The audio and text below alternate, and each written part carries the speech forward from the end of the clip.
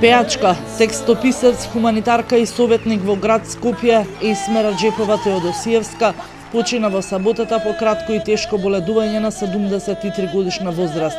Таа позади себе остави богат музички репертоар кој се пее со децени. Есма ни светот е позната и по хуманоста.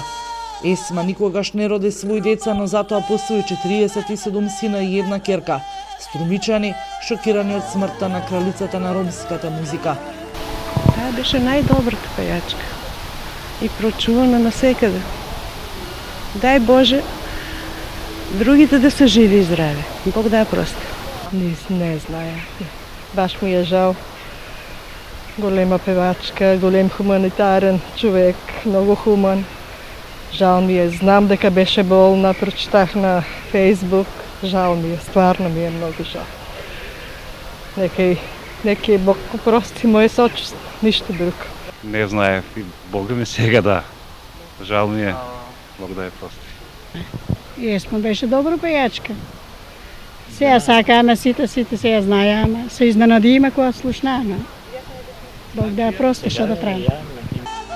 Представништвото на УНХЦР во земјава соопшти дека денеска до медиумите се во жалост по веста на смртта Есма Раџепова.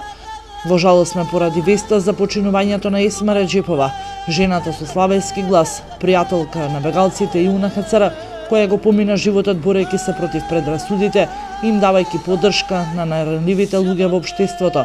Можебе да бидеме само почестени што имавме можност да работиме со неа на подигање на свесноста за поддршка на бегалците, кога таа беше наш почесен представник.